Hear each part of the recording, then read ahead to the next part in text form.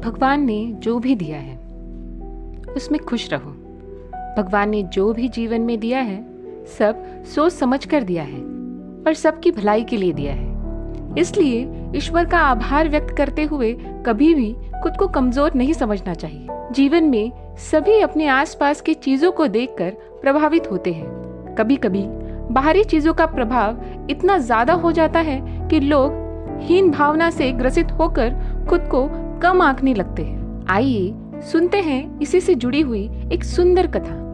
एक दिन कौवा अपनी शक्ल को देखकर सोचने लगा कि पंछियों में सबसे ज्यादा कुरूप मैं ही हूँ। उसे लगा कि ना तो आवाज अच्छी है और ना ही पंख सुंदर है। काले रंग की वजह से उसे लगता था कि वह रंगों से भी वंचित है। ये सारी बातें सोचने की वजह से उसके अंदर हीन भावना से ग्रसित होकर दुखी भी रहने लगा। एक दिन बगुले ने कौवे की उदासी का कारण जानना चाहा तो कौवे ने जवाब दिया कि तुम गोरे चिट्टे हो, मैं तो बिल्कुल काला हूँ। मेरा इस दुनिया में जीना बेकार है। बगुले ने कौवे से कहा कि दोस्त, मैं कहाँ सुंदर हूँ। तोते को देखो, हरे पंख और लाल चोंच। काश मेरे पास भी ये सब होता। बगुले की बात सुनकर कौवे को सुंदरता को जानने की इच्छा हुई। वह तोते के पास गया। वह तोते के पास पहुंचकर बोला कि तुम इतने सुंदर हो, खुश तो तुम बहुत होते होंगे। जवाब में तोते ने कहा कि मैं खुश तो था, लेकिन मोर को देखकर दुखी हो गया क्योंकि वह मुझसे ज्यादा सुंदर होता है।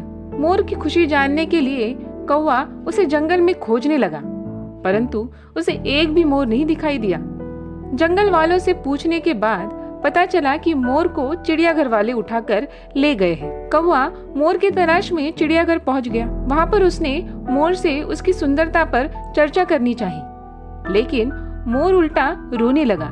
उसने कौवे से कहा कि ईश्वर का धन्यवाद करो जो तुम सुंदर नहीं हो, वरना पिंजरे में होते। कहानी की शिक्षा। कौवे को अपनी गलती का एहसास हुआ। उसे समझ आया कि ईश्वर की बनाई चीजों पर सवाल नहीं करना चाहिए। दरअसल मनुष्य अपने पास क्या अच्छा है इससे ज्यादा दूसरों के पास क्या अच्छा है इसमें सारा जीवन और कीमती समय बर्बाद कर देता है।